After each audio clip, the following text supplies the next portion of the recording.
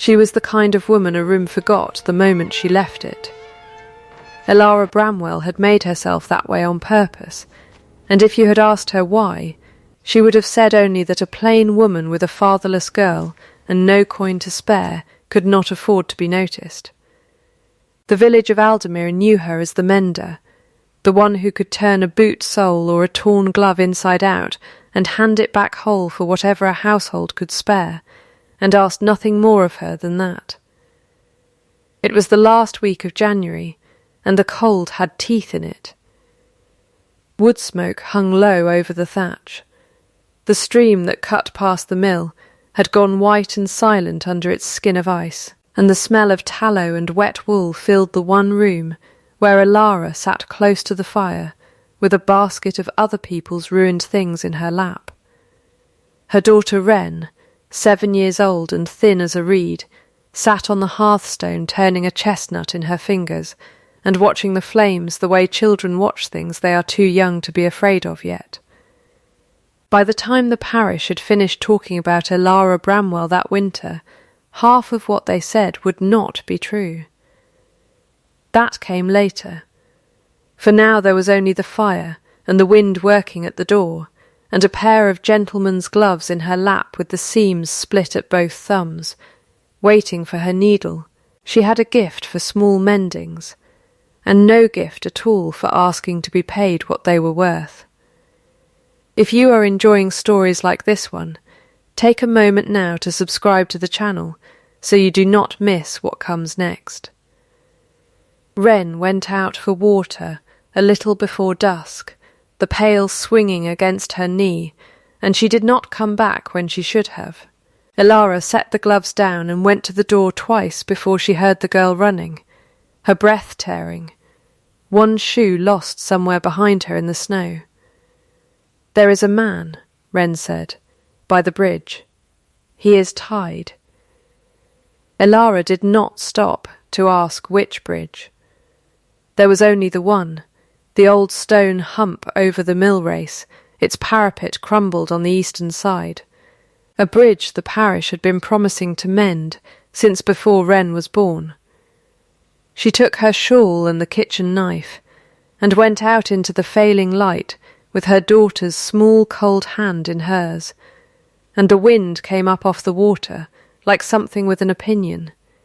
He was on the far side, in the lee of the bridge where the bank cut down steep, bound to the trunk of an old alder with his own coat gone, and his shirt torn open at the throat.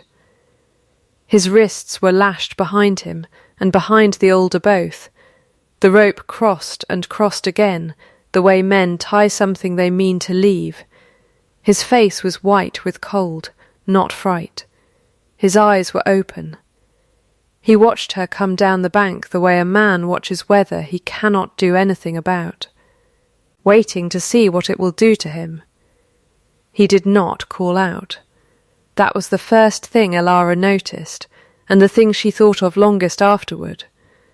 A man freezing to death within call of a village did not call out. "Robbed you," she said. It was not a question. His mouth moved. It took him a moment to make the words come.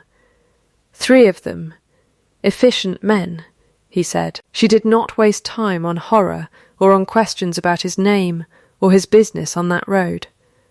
She knelt in the snow and began working the knife under the rope at his wrists, and her hands did not shake, though the cold alone would have excused it. He watched her fingers instead of her face. "You might have walked on," he said. "Told the parish. Sent men. By the time men came you would be dead," she said. "That is not sending. That is arranging a funeral." It was not meant as a jest, and she did not smile when she said it, but something moved behind his eyes anyway, brief and startled, gone before it had properly arrived. The rope gave. His hands, when they came free, were the wrong colour, and he could not make the fingers close. She did not think about it. She peeled off her own gloves, mended 100 times, and worked them onto his ruined hands herself, finger by finger. because he could not do it for himself, and there was no dignity to be preserved in watching a man fail at a thing that mattered. He did not thank her in words. He watched his own hands disappear into her gloves, as if they belonged to someone else, and something in his jaw went tight. "I have no coin on me," he said. "They took that as well." "I did not ask for coin," she said. "Everyone asks," he said. Eventually she got him up the bank with Wren's shoulder under his other arm, though the girl could not have taken 1/10 of his weight and knew it, and still she put herself there anyway, because that was the kind of child Elara had raised. "What is your name?" Elara asked him, once they had the door of the cottage in sight and the fire's light was gold in the one window. "Thorn," he said, after a pause just long enough to notice, and not long enough to be sure of it. She did not press him for more. A man freezing at a bridgehead, robbed of his coat and his signet, if he had ever worn one, was not owed an inquisition for a bed by the fire and a bowl of what there was. She only nodded and said the name back to him once, the way you test a coin for its ring, and let it go. She did not know then that the man she had freed with a kitchen knife and dressed in her own mended gloves was Gareth Thorn, 9th Duke of Wexmoor, whose steward had had riders out on every road from the hall since noon, and whose absence, had it lasted one day more, would have set half the county in mourning before it set them searching. She did not know that the coat the thieves had taken carried, sewn into its lining, a signet worth more than every roof in Aldermere put together. She knew only that a stranger called Thorn sat shivering by her fire in her own gloves, and that her daughter had found him, and that there was broth enough, if she was careful, for 3. The fire that night ate more wood than Elara could rightly spare, and she fed it anyway. Thorn sat wrapped in the one good blanket in the house, his ruined hands cradled in his lap inside gloves too small for him, and did not speak for a long while. Wren fell asleep against the wall with the chestnut still in her fist. Elara mended by the last of the light, and did not ask him again who he was, or where he had been going, because she had learned, mending other people's clothes for a living, that most people's stories come apart faster if you pull at them, and some are better left whole. He watched her hands instead of the fire. It was a habit she would come to recognize in him, though she did not know it yet.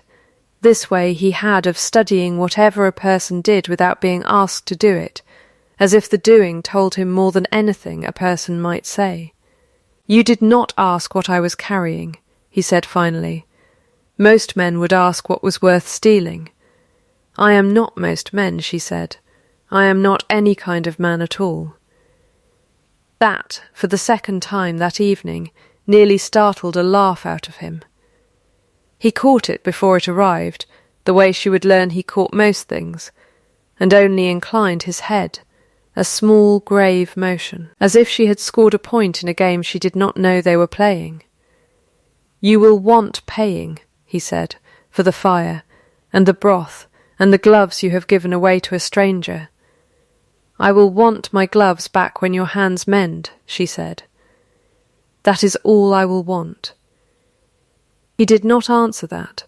He only looked at his own hands, wrapped in wool that had been hers, and something crossed his face that she could not read in the low light, and did not try to.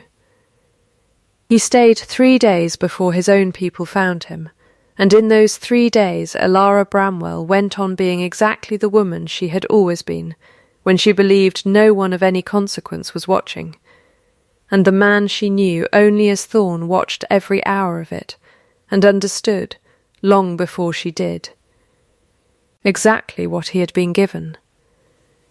He slept in the loft on a pallet Elara made from what was in the house, and by the second morning his colour had come back, and his hands had begun to close properly around a cup. He did not ask to be waited on, and she did not offer to. He mended a broken hinge on the second day without being asked, working the iron with hands that were clearly unused to that sort of labour and clumsy for it, and when Wren laughed at him for pinching his own thumb, he only looked at the girl with such surprise. As though laughter directed at him, without malice, was a foreign coin he did not recognise the value of, that Alara had to turn away to hide her own smile.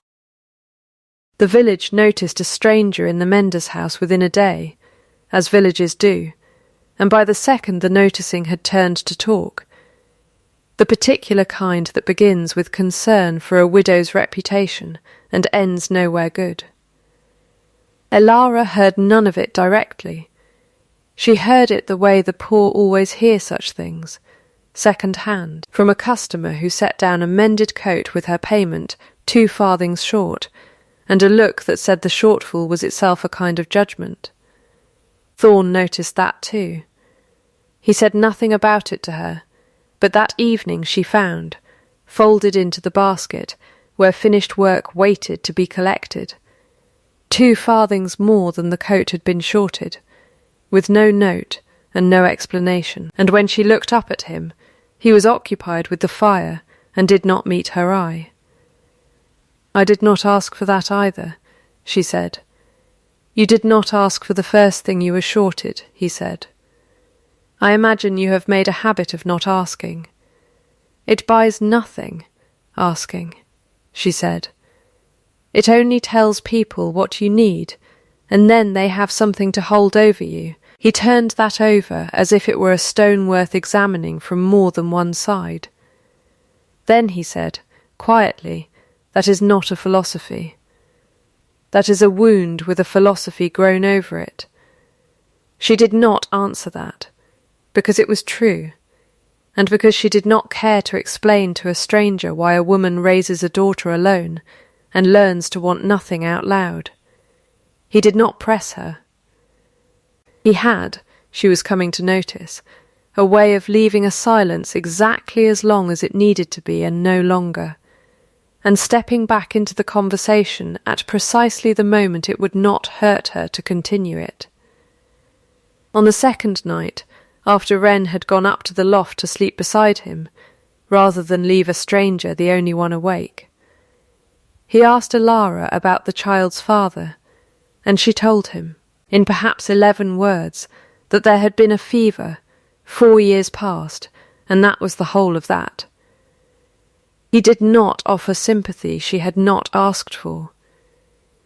He only nodded, once, and said that fever had taken people who mattered to him too, and left it exactly as bare as she had left hers, which she found, to her own surprise, to be the kindest thing anyone had said to her about it. By the 3rd day, he could grip a knife properly again, and he used it to whittle a small crooked horse for Wren out of a stick of ash, badly, with more patience than skill, and the girl kept it under her pillow that night as though it had been carved by a master. Alara watched him work at it by the fire, brow furrowed over a task any village boy could have done better, and thought, not for the first time, that there was something in this stranger that did not match the rest of him. His hands were unpractised at ordinary labour. His voice, when he forgot to plane it down, carried an authority that belonged in rooms far grander than hers. He ate what was given without complaint and without appetite, as a man eats who is used to more and too proud or too careful to say so. She asked him once, straight out, what he had been doing on that road with no escort and a coat worth stealing, and he was quiet long enough that she thought he would not answer at all. "Running from a decision," he said finally, "or toward one. I have not decided which." "That is not an answer," she said. "It is the only one I have," he said. And something in the way he said it closed the subject as gently and as firmly as a door. It was on that 3rd night that the true test came, though neither of them would have called it that at the time, and though Alara never learned until much later that it had been a test at all. There had been talk in the village of a foundling, A child left on the church step 2 nights before the frost turned hardest, wrapped in a shawl too thin for the season, with no note and no name, and no one willing to claim her. The parish had taken her in the grudging way parishes take in what costs money, and returns nothing, and had already begun murmuring about the poorhouse in the next county, the one with a reputation nobody spoke of kindly. Elara had gone to see the child once, at the sexton's wife's house where she was minded during the days, and had come home with a face Thorn did not ask about, because he had learned by then that some things in her she would tell in her own time, or not at all. That 3rd night, once Wren was long asleep, and the fire had burned low, and Thorn lay still on his pallet in the loft, believing, or so Elara thought, that the house had gone to sleep around him, she rose in the dark, wrapped her shawl twice about her, and went out. She did not know he woke at the sound of the door. She did not know he rose, and came as far as the top of the loft ladder, silent, and watched through the crack where the boards did not quite meet, because something in the particular quiet of her leaving had told him this was not an errand for water or wood. She went first to her own larder, and by the low light of a single candle she took what there was, which was not much. Half a loaf. The last of the milk she had been saving to thin Wren's porridge through the week. She wrapped both in a cloth, and went out into the cold again, down the lane toward the sexton's house, where a window still showed a thread of light. Thorn did not follow her the whole way. He did not need to. He had already understood, watching her wrap food she could not spare for a child that was not hers, and would never be able to thank her for it. Exactly what kind of woman had cut him free at a bridgehead 3 nights before, and exactly why she had not asked his name twice. She was back within the hour, her hands empty, her face raw with cold, and if she had known a stranger stood at the top of her own ladder, watching her come in and warm her hands at the last of the fire before she went, quiet as a woman confessing nothing. To her own bed she would have been ashamed, not of the kindness, of being seen doing it. That, Thorn thought, watching her from the dark, was the whole difference between the world he had come from and the room he was standing in. In his world, kindness was performed. Here it was committed, alone, at an hour when performance brought nothing, because there was no one of consequence to perform it for. He did not know then, watching her, whether he loved her yet. He knew only that he had been looking, without quite admitting it to himself, for exactly this, for longer than he could easily account for, and that he had very nearly stopped believing it existed at all. The riders came at midday on the 4th day, 6 of them, with the Wexmoor crest on their coats, and a steward at their head, who went white and then wept, unashamed, at the sight of the Duke standing whole in a mender's doorway. The village turned out to watch, as villages do, and Elara stood in her own yard with Wren's hand in hers, and understood. In the space of perhaps 4 seconds, everything that stranger called Thorn had not told her. She did not curtsy. It was the first thought that came to her, oddly, before shock had even properly arrived, that she did not know how, and would not have tried had she known, because a curtsy from her would have been a kind of lie, and she had not lied to him once in 4 days, and was not going to begin now that his name had a title stapled to the front of it. He came to her before he answered the steward, before he acknowledged the 6 riders or the crowd gathering at the lane's mouth, and he stood in front of her the way he had stood at the bridgehead when she cut the rope, and he said, quietly, so that only she and Wren could hear it, that his name was not entirely a lie. "Thorn," he said, "I did not give you the whole of it. I am sorry for that." She looked at him for a long moment. Her hands, he saw, did not shake. "Your Grace," she said, and the two words landed between them like a door closing, though she had not meant them cruelly. "I would rather you did not call me that," he said. "It is your name," she said. "I only learnt it late." He opened his mouth to answer, and found, for perhaps the first time in his adult life, that he did not have the words ready, because every word available to a duke was the wrong size for what he wanted to say to a mender standing in her own yard with her daughter's hand in hers, having asked him for nothing across 4 days when she had every ordinary reason to ask for everything. He left that afternoon with his riders, because a dukedom left 5 days without its head does not run itself, and because he did not yet know what to do with what he had learnt about her, only that he was not finished learning it.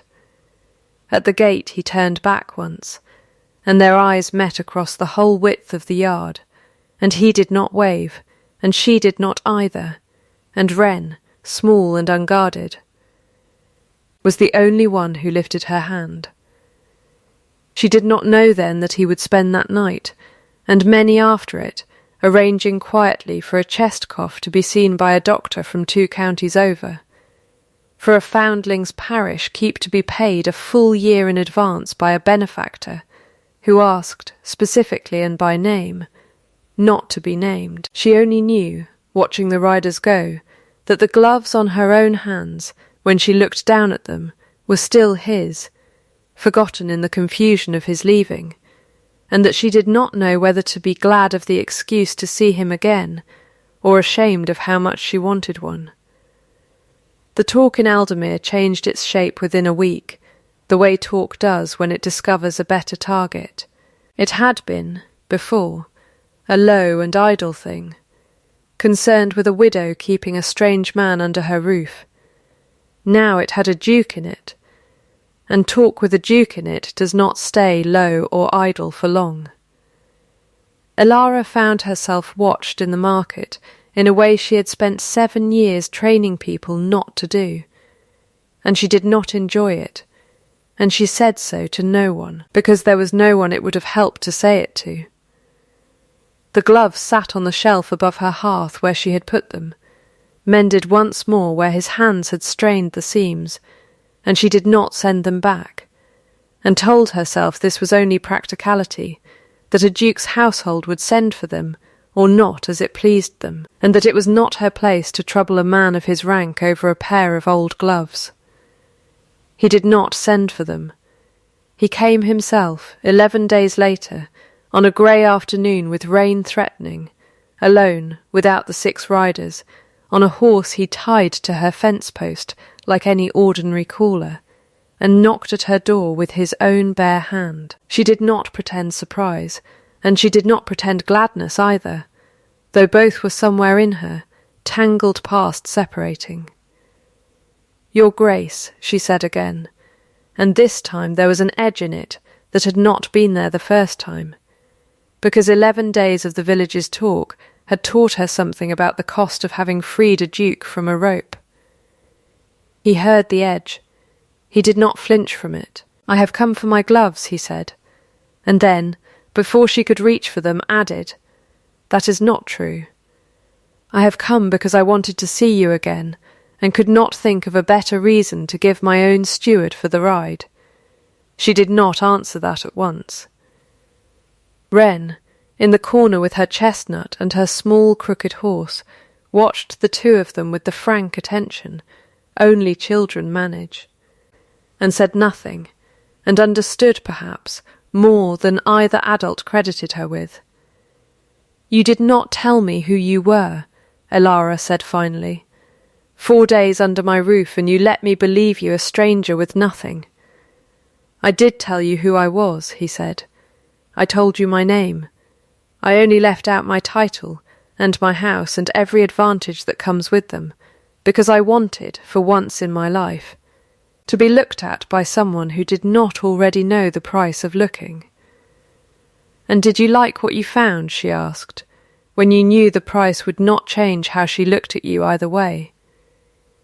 He was quiet a long moment, and the rain which had been threatening all afternoon finally began. Soft against the thatch, and somewhere down the lane a rook called once, and went silent. I liked it more than I have liked anything in a very long time, he said. And that frightens me more than the men who tied me to that alder ever did. It was the closest he had come, in either of their hearings, to saying anything like the truth of it outright, and Elara did not know what to do with a duke standing in her doorway, confessing to fear over her. So she did what she had trained herself to do with anything too large to hold. She turned it small. She reached up and took the gloves down from the shelf and held them out to him. "They are mended," she said. "You will not lose a thumb to them again." He took them, and their fingers touched for the length of a breath, no more, and he did not press his advantage, if it could be called that, any further than the doorway. He asked only, before he left, whether he might call again, and she said he might, because it would have been a greater lie than any he had told her to say otherwise, and he mounted his horse in the thin rain, and rode back toward Wexmore Hall without looking back even once, which she noticed, and did not know whether to be glad of.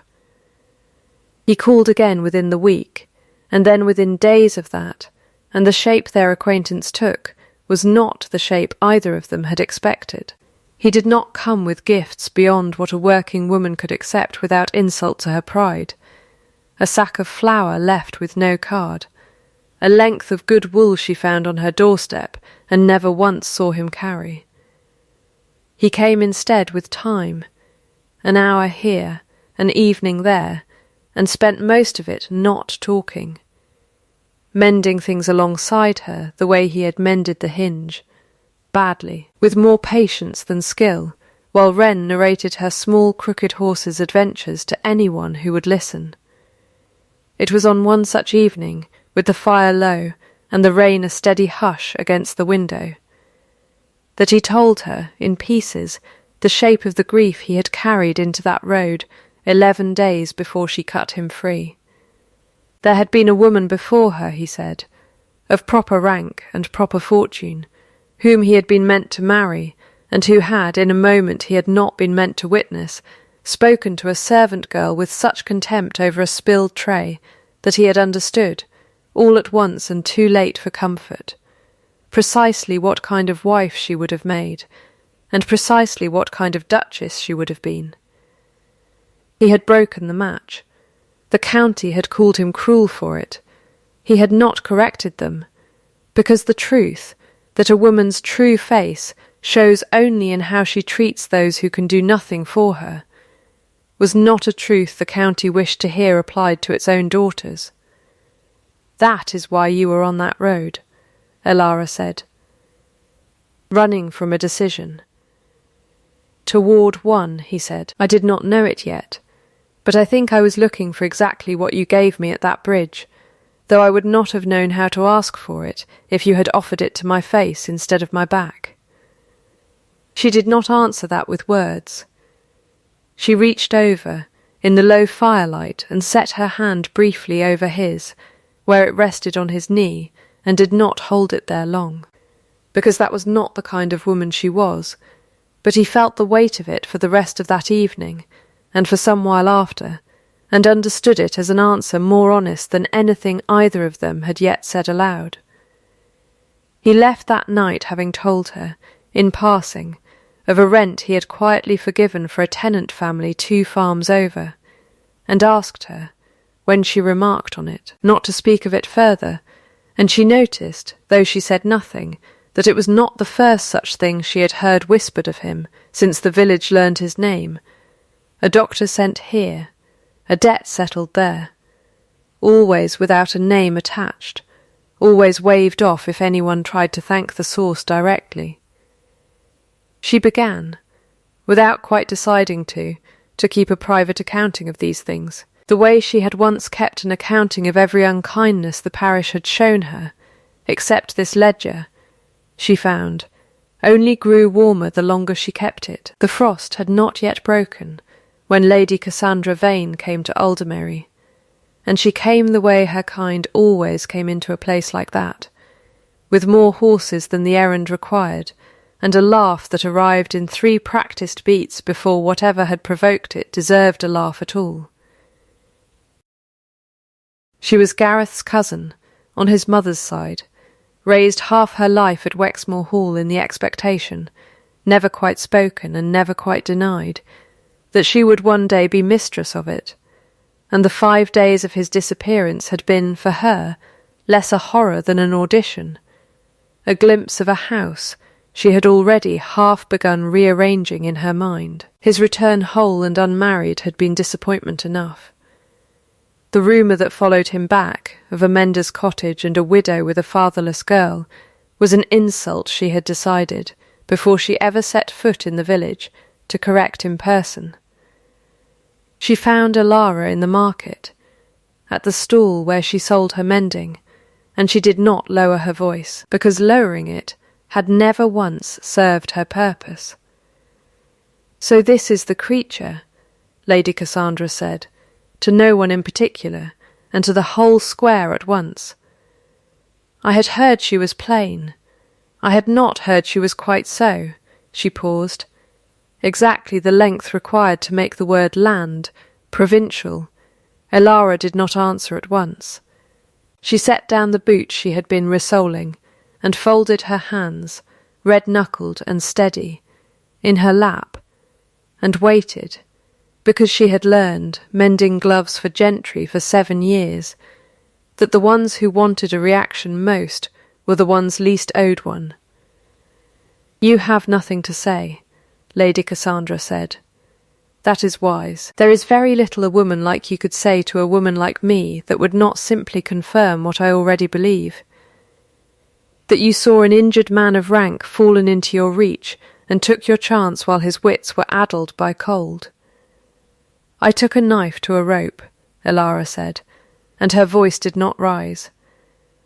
"I would have done the same for any man tied to that tree. I did not know his name until his own steward wept it in my yard. That," Lady Cassandra said, with the bell laugh again, 3 beats, precise, is exactly what a clever woman would say. Fair is not the same as kind, Mender. I am not obliged to be either to you." "There is a difference," Alara said, quiet and plain, "between fair and kind, and you have just proven you have neither. And it is not I who will be remembered for the lack." The square had gone very still. Lady Cassandra's face, handsome and cold in the winter light, did something small and unpractised, a flicker of a woman unused to being answered at all, let alone answered well, and she recovered it quickly behind another laugh, thinner than the first, and turned her horse without another word, though the threat in her retreat was louder than anything she had said aloud. Alara did not weep. She went home and fed Wren, and mended 2 more coats before the light failed, and it was only very late, alone by the banked fire with her daughter long asleep, that she allowed her hands, for the first time since the bridgehead, to shake. She did not tell Gareth of it when he called 2 days later. She did not need to. He had already heard, from 3 separate sources within his own household who could not resist repeating a scene that scandalous, and he arrived at her door with a face she had not seen on him before, something harder than grief and closer to fury held very carefully in check. "I am told my cousin came here," he said. "She came," Alara said. She said what people of her sort generally say. "I did not let it wound me where it would show." "Did it wound you where it does not show?" he asked, and she found she had no ready answer for that, because it had, and because she had never once in 7 years been asked the question by anyone who seemed to genuinely require the truth of it rather than the comfort of a denial. "A little," she admitted. "Then it wounded me too," he said, "and I will see to it." She told him then, plainly, that she did not want him fighting her battles for her, that a duke descending on a village to avenge an insult to a mender, would only prove every word his cousin had said, that the only answer worth giving Lady Cassandra was to go on being exactly what she already was, and let the lady choke on it in her own time. He listened to the whole of it without interrupting, which she had come to expect of him, and when she finished he was quiet a moment, and then said, low, that he did not know when in his life he had last been told so plainly what to do by someone with no rank at all to enforce the telling, and that he found he did not mind it in the slightest, but it did not end there, and both of them, in their different ways, had known it would not. Within a fortnight the mending work that had kept Alara and Wren fed through worse winters than this one began, without explanation, to thin. A household that had sent her coats and gloves for 3 years running sent word instead that they had found another woman for the work nearer the hall, then another, then a third, and Alara did not need Lady Cassandra's name attached to any of the notes to know whose hand had moved behind them, because the timing was too neat and the reasons given too thin to hold water. She said nothing of it to Gareth. She had told him plainly not to fight her battles, and pride, the particular pride of a woman who has spent 7 years asking for nothing, would not now let her come to him with this one, however much it frightened her to watch her own larder empty faster than her earnings could fill it. The frost held hard through the 2nd week of February, and it was in that week that Wren fell ill, a cough that settled deep and would not lift, and Alara sat up 3 nights running with a damp cloth and a fear she did not let show on her face. Because a child watching her mother's face for signs of danger will find them there if you let her, and Wren had already learned too much about danger for a girl of 7. She did not send for Gareth. She told herself there was no cause, that a doctor's fee was a thing she would find somehow, as she had always found things somehow, and that a duke had no business being troubled over a mender's daughter's cough when half the county already believed she had schemed her way into his notice. It was on the 4th night of it, with Wren's fever finally breaking toward morning, and Alara grey-faced and hollow with exhaustion at the bedside, that she resolved, in the particular clarity exhaustion sometimes grants, that she would end the acquaintance before it could cost her anything further. She would send no note. She would simply be from home the next time he called, and the time after until he understood, as men of his rank generally did understand eventually, that a mender's cottage was not a place worth the ride. She did not know then that the very doctor who had come, 2 days before Wren's fever broke, sent by the sexton's wife with vague talk of a benefactor who wished no name attached, had been sent at Gareth's own order, 3 days before Lady Cassandra's visit to the market even took place, arranged so quietly that not even his own steward knew the whole of it. She did not know that the mending contracts lost to Cassandra's interference had, within days of each loss, been quietly replaced by commissions from households 2 counties distant, arriving with generous terms and no explanation, households that had never in their history sent work so far for so little reason. She only knew that she was tired and frightened, and that the safest thing left to her, the only thing she still had complete command of, was her own resolve to want nothing from a man whose rank had already cost her more than she could easily forgive. Mrs. Pell came to the cottage on a Tuesday, unannounced, with a basket over her arm, and the particular set to her mouth of a woman who has decided to say something, whether or not she has been asked to say it. She was the housekeeper at Wexmoor Hall, had been since before Gareth's father died, and she had buried 2 duchesses' worth of secrets in her time there, and kept every one of them, which was precisely why Gareth trusted her with the ones that mattered now. "You have been avoiding him, Mrs." Pell said, without preamble, setting her basket on the table as though she owned the right to it. "I have been busy," Elara said. "You have been proud, Mrs.," Pell said, which is not the same thing, though it dresses itself up as busyness quite convincingly. "Sit down. I have walked further than my knees care for, and I did not do it to be lied to by a woman half my age."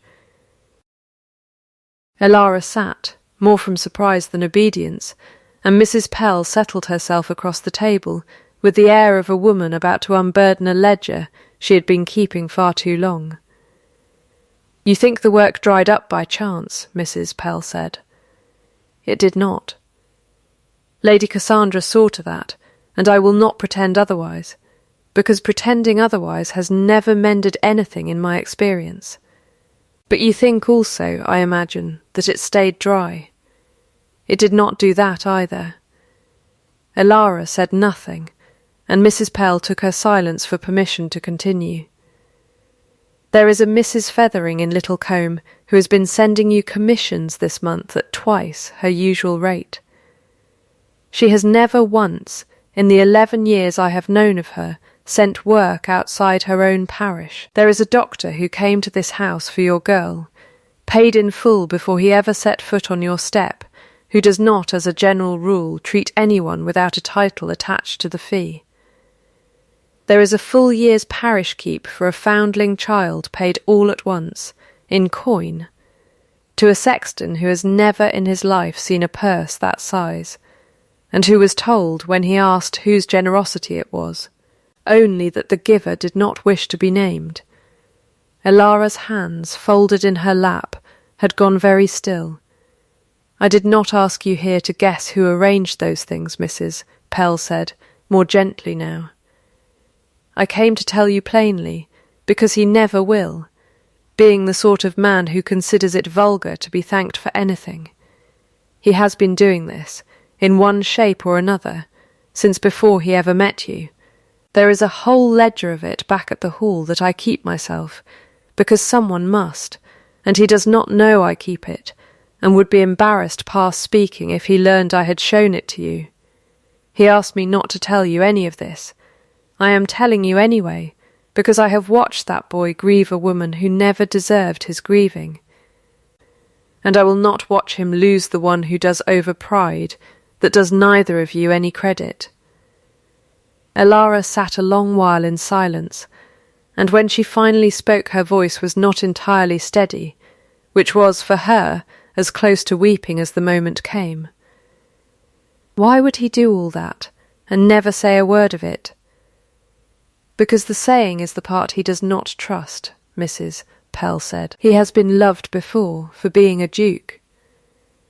He does not know yet what it is to be loved for being only a man, and he is terrified, in the quiet way men like him are terrified, of finding out that it does not happen twice. The note came the next morning, brief and plain, asking whether she would receive him that evening, and for the first time in 3 weeks Elara did not send Wren to the neighbours to say she was from home.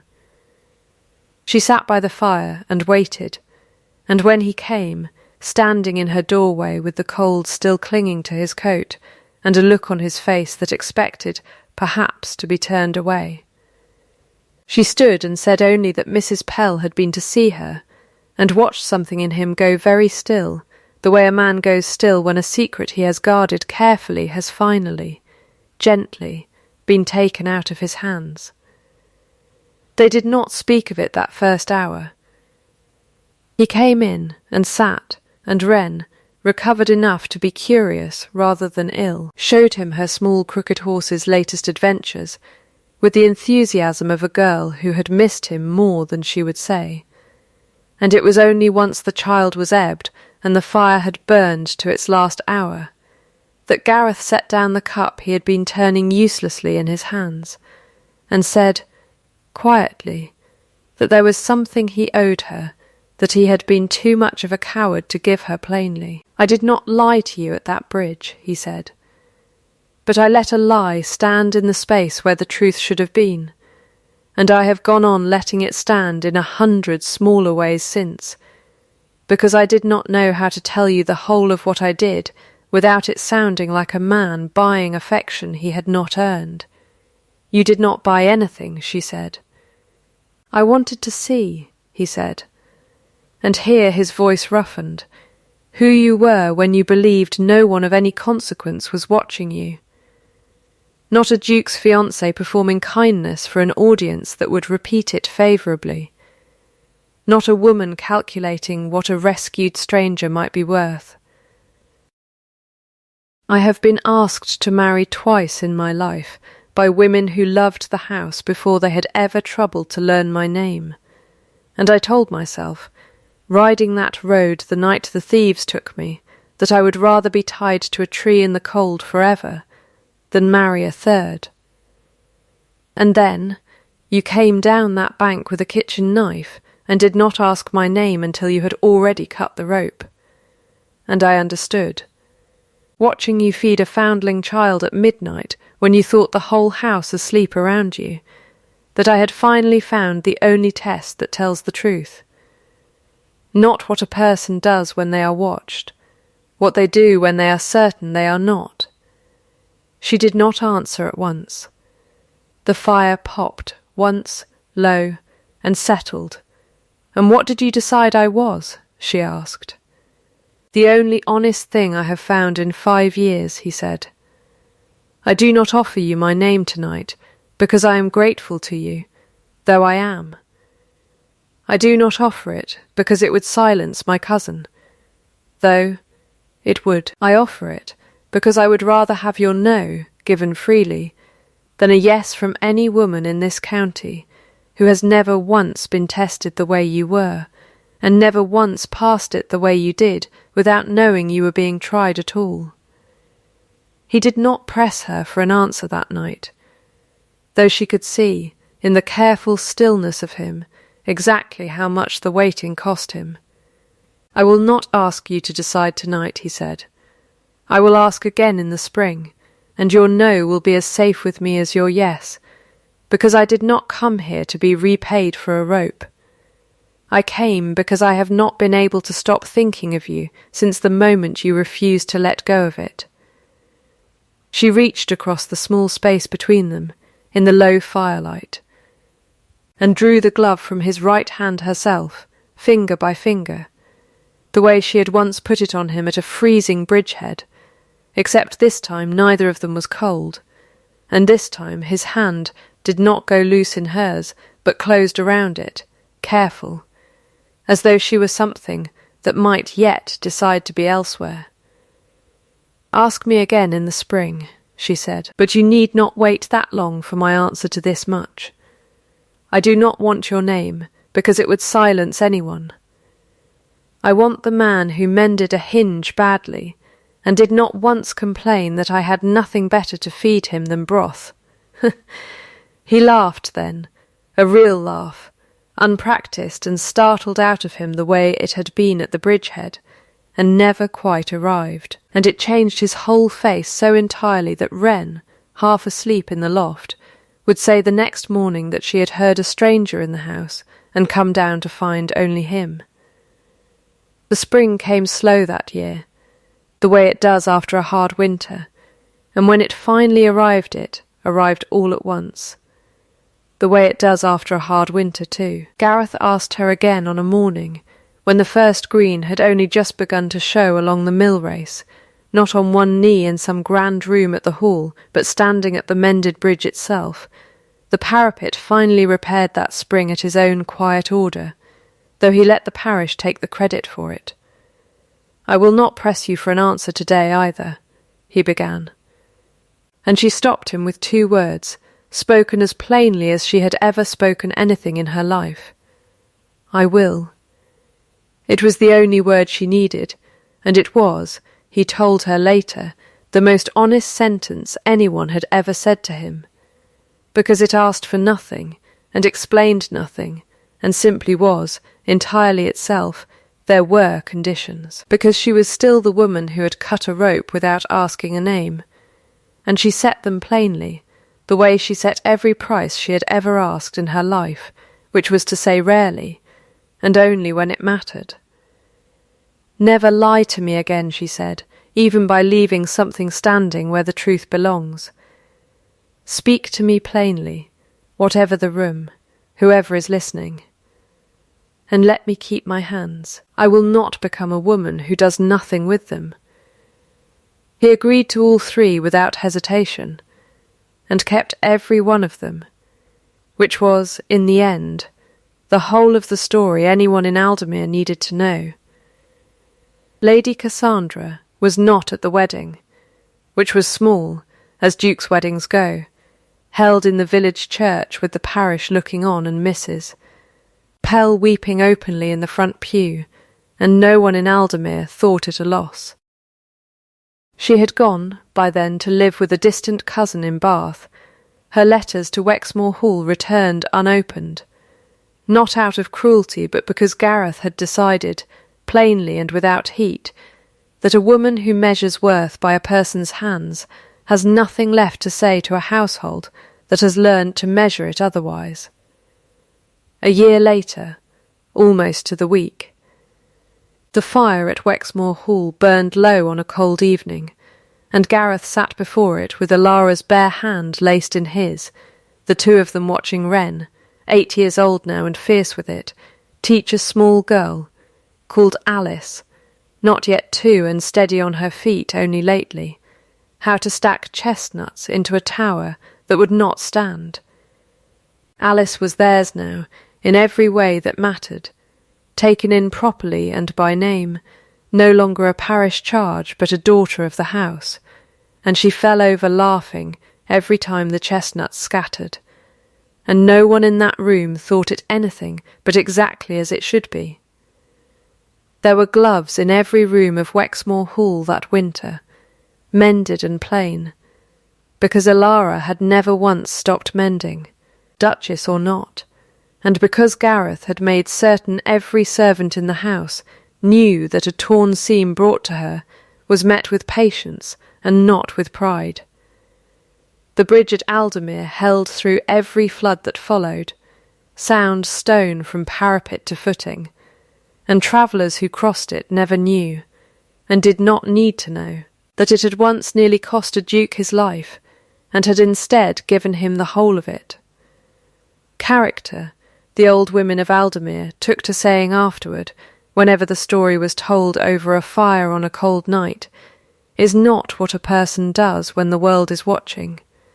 It is what they do when they believe, entirely and truly, that no one of any consequence ever will. If this story found something true in you, you know now what to do with it. Subscribe to the channel so the next one finds you too. And before you go, tell me this in the comments.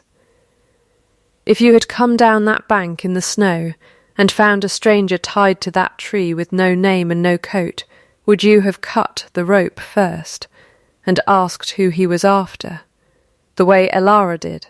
Or would you have wanted to know his name before you ever risked your own safety for his? I want to know which kind of heart you carry. Rest well tonight, and I will meet you back here soon with another story about the quiet things that turn out, in the end, to matter most.